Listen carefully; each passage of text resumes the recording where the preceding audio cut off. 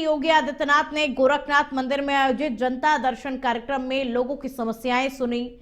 मुख्यमंत्री ने एक एक फरियादी की बात ध्यानपूर्वक सुना और मौके पर मौजूद अधिकारियों को निर्देश दिए कि सभी जन समस्याओं का समाधान प्राथमिकता और संवेदनशीलता के साथ में किया जाए।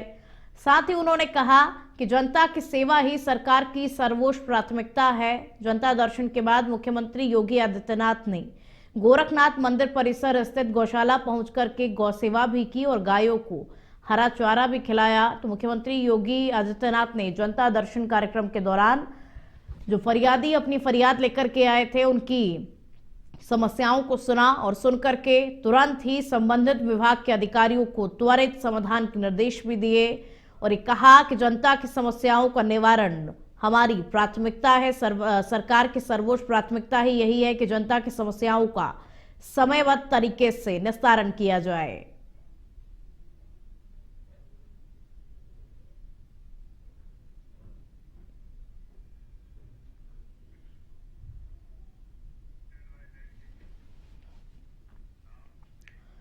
और आप खबर चंदौली से है, जहां रेलवे सुरक्षा बल ने बाल मजदूरी और मानव तस्करी के खिलाफ बड़ी कार्रवाई की है। ऑपरेशन आहट के तहत आरपीएफ पीडीडीयू ने सीमांचल एक्सप्रेस से 5 नाबालिग बच्चों को मुक्त कराया है, जबकि तस्कर को मौके से गिरफ्तार किया गया है। ये कार्रवाई आरपीएफ बचपन बचाओ आंदोलन, चाइल्ड हेल्प डेस्क और सीआईबी की संयुक्त टीम के द्वारा की गई। आरपीएफ पीडीडीयू पोस्ट के प्रभारी निरीक्षक प्रदीप कुमार रावत के नेतृत्व में गुप्त सूचना पर यह कार्रवाई की गई। जैसे ही ट्रेन संख्या 12487 सीमांचल एक्सप्रेस प्लेटफॉर्म नंबर 6 पर पहुंची, आरपीएफ टीम ने जनरल कोच की जांच की और इस दौरान कोच में डरे सहमे हालत में 5 नाबालिग बच्चे मिले, जिनके साथ एक व्यक्ति संदिग्ध रूप में मौजूद था। और पूछताछ में खुलासा हुआ कि बच्चों को दिल्ली के उस्मानपुर इलाके के फैक्ट्री में काम कराने के लिए ले जाया जा रहा था। आरोपी बच्चों से 12 घंटे काम कराने और 10,000 रुपए प्रतिमाह देने का लालच दे रहा था।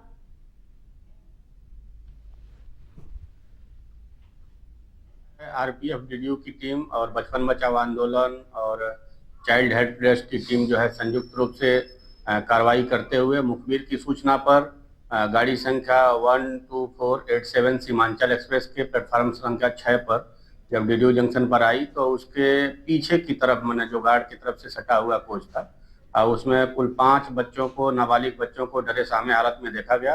साथ ही उनके पास एक व्यक्ति भी संदिग्ध पाया गया। पूछताछ में मामला जो है बाल मजदूरी से संबंधित पाया गया, इसलिए उन सभी को जो है उतार करके अग्रिम पूछताछ हेतु यहाँ। और आप खबर बस्ती से है, जहां यूजीसी के नए नियमों के विरोध में स्वर्ण समाज सड़कों पर उतर आया है। हजारों की संख्या में प्रदर्शनकारियों ने पैदल मार्च कर केंद्र सरकार के खिलाफ जमकर के नारेबाजी की और इस प्रदर्शन में स्वर्ण समाज के कई संगठनों ने हिस्सा लिया। प्रदर्शनकारियों ने नए नियम को काला कानून बताते हुए हाथों में तख्तियां लेकर तहसील मुख्यालय की ओर से पैदल मार्च किया और इस दौरान केंद्र सरकार मुर्दाबाद और यूजीसी कानून वापस लो जैसे नारे लगाए गए। पैदल मार्च के बाद में प्रदर्शनकारी हरैया तहसील प्रांगण में पहुंचे, जहां राष्ट्रपति के नाम एडीएम सत्येंद्र सिंह को ज्ञापन सौंपा और प्रदर्शनकारियों का कहना है कि यूजीसी के नए नियम शिक्षा व्यवस्था और सामाजिक संतुलन के खिलाफ है। तो यूजीसी को लेकर के कई जगह पर विरोध देखा जा रहा है। नए नियम को लेकर के लोग जो है वो लगातार विरोध कर रहे हैं और प्रदर्शनकारियों ने पैदल मार्च भी निकाला है। बस्ती में यूजीसी के नए नियम के खिलाफ विरोध किया जा रहा है। यूजीसी के नए नियमों को स्वर्ण के विरोध बताया गया और प्रदर्शनकारियों ने पैदल मार्च निकाला और ये कहा कि यूजीसी के नए नियम को वापस लिया जाए। नारे भी लगाए गए और राष्ट्रपति के नाम एडीएम को ज्ञापन सौंपा गया। यूजीसी के नए कानून के विरोध में देश भर में हो रहे आंदोलनों के बीच में देवरिया जनपद में भी इसका व्यापक असर देखने को मिला। शहर के सुभाष चौक पर स्वर्ण समाज के लोगों ने एकजुट होकर के प्रदर्शन किया और सरकार के खिलाफ नारेबाजी की। प्रदर्शनकारियों ने यूजीसी के नए कानून को शिक्षा व्यवस्था के लिए घातक बताते हुए कहा कि कानून शिक्षण संस्थानों की स्वायत्तता को समाप्त करने वाला है। स्वर्णों का आरोप है कि यह नया प्रावधान लोकतांत्रिक मूल्यों पर सीधा हमला है और इससे उच्च शिक्षा की स्वतंत्रता प्रभावित होगी। प्रदर्शन के दौरान वक्ताओं ने चेतावनी दी कि यदि सरकार ने इस कानून को वापस नहीं लिया तो आंदोलन को प्रदेश स्तर से लेकर राष्ट्रीय स्तर तक फैलाया जाएगा। तो सरकार के खिलाफ जम करके नारेबाजी इस वक्त की जा रही है। नहीं है, विषय ये है कि सवर्ण जातियों को ठीक करने के लिए जो राजनीति लोग कर रहे हैं ये गलत है। सरकार क्या करती है उनका अपना विषय है, आपस में क्यों लड़ रहे हैं उनका अपना विषय है।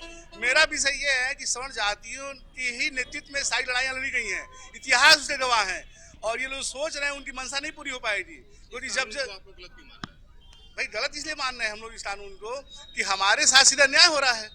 सवर्ण और अति पिछड़ा चाहे कोई भी हो, ये एक साथ नहीं थे, तो ये कानून क्यों बनाया गया है? इसमें भी अगर इसमें भी सवर्ण का कोई और ज्यादा जानकारी के साथ में संवाददाता मृत्युंजय फोन लाइन पर जुड़ चुके हैं। मृत्युंजय, ये जो लोग प्रदर्शन कर रहे हैं, इनकी क्या कुछ मांगे हैं, क्या कह रहे हैं ये इस नियम को लेकर के? जी खुशबू जी, मैं आपको बता दूं कि पूरे प्रदेश से ही तो देवरिया में आज सुभाष चौक पर सवर्ण समाज ने यूसीजी को लेकर कानून को घातक बताते हुए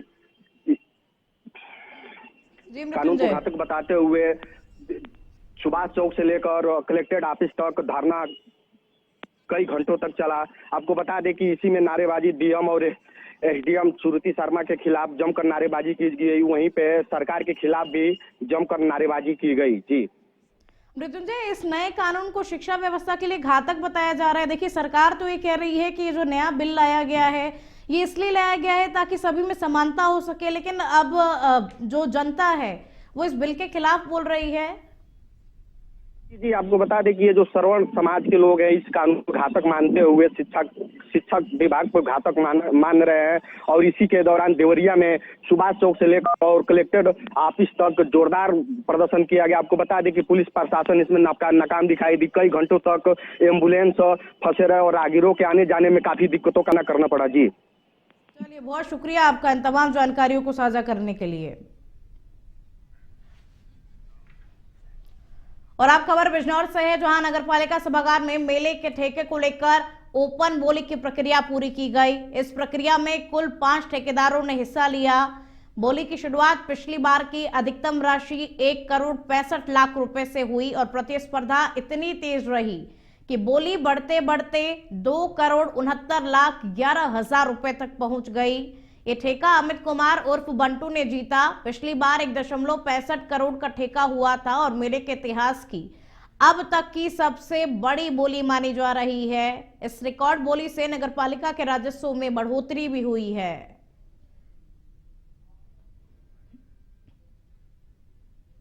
लाख 11,000 मेरे द्वारा लगाई गई सर्वोत्तम बोली की है। कहाँ से स्टार्ट हुई थी? 1,66,00,000 से बिजनौर स्टार्ट हुई थी। जब 5 लोगों ने भाग लिया था, मेरे के नाम छूट गया। बस सब लोग नुमाइश में आए, अच्छी नुमाइश। और आप खबर रायबरेली से है, जहां जंगल से भटककर आबादी में हिरण पहुंच गया। हिरण घायल अवस्था में था और सूचना पर पुलिस व वन विभाग की टीम मौके पर पहुंची। घायल हिरण का प्राथमिक उपचार कराया गया और वन विभाग की टीम हिरण को अपने साथ ले गई। मामला दी थाना क्षेत्र के कटरा बाजार के पास का बताया जा रहा है।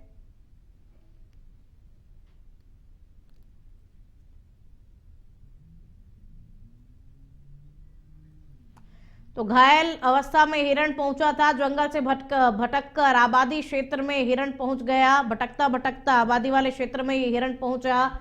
बाद में वन विभाग की टीम हिरण को पकड़ करके ले गई। जैसे ही इस बात की सूचना पुलिस और वन विभाग की टीम को लगी, उसके बाद में पुलिस भी मौके पर पहुंची। वन विभाग की टीम मौके पर पहुंची और घायल हिरण का उपचार करने के लिए टीम जो है वो हिरण को अपने साथ में लेकर के ले गई ताकि उसका बेहतर उपचार किया जा सके।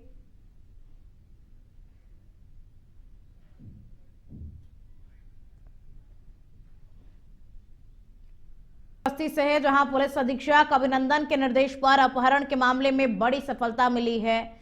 थाना गौर क्षेत्र के ग्राम सांवडी हरिजनपुरवा से 26 जनवरी को अपहृत किए गए युवक सतीश को सकुशल बरामद करते हुए पुलिस ने अपहरण कांड में शामिल 7 अभियुक्तों को गिरफ्तार किया है। इस कार्रवाई में एसओ गौर, एसओ वॉल्टरगंज, एसओजी स्वात टीम और सर्विलांस सेल की संयुक्त टीम ने अंजाम दिया। पुलिस ने मामले में दर्ज मुकदमे के तहत त्वरित कार्रवाई करते हुए आरोपियों को गिरफ्तार कर लिया है। क्षेत्र के अंतर्गत कुछ लड़के, नाम पता उस समय अज्ञात था, उनके द्वारा गांव के एक निवासी को मारा पीटा गया, जिसका नाम सतीश है। पूरी घटना की जांच करी गई। जांच में पाया गया कि कुछ लड़के जो कि थाना कप्तानगंज, थाना वोल्टरगंज और थाना सुनाह के निवासी हैं, वो आए थे यहाँ पे थाना गौर में और एक लड़के को मारपीट के शायद अपने साथ उठा के ले गए।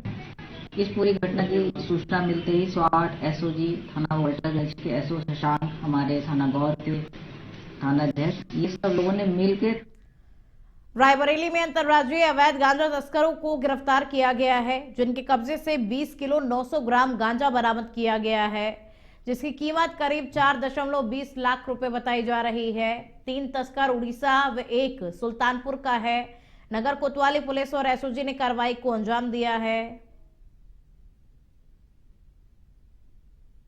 श्रीमान पुलिस अधीक्षक महोदय के निर्देशन में चलाए जा रहे मादक पदार्थों की तस्करी के विरुद्ध अभियान के दौरान थाना कोतवाली नगर पुलिस टीम व SOG सर्विलांस की संयुक्त टीम द्वारा संदिग्ध व्यक्ति वस्तु की चेकिंग के दौरान 4 अंतर्राज्यीय अभियुक्तों को गिरफ्तार किया गया है, जिनके नाम क्रमशः राकेश अग्रवाल पुत्र अशोक निवासी थाना भेड़ेन जिला बरगढ़ उड़ीसा, पांडव BC पुत्र जटाधारी रहने वाला थाना बडेन जिला बरगढ़ राज्य उड़ीसा।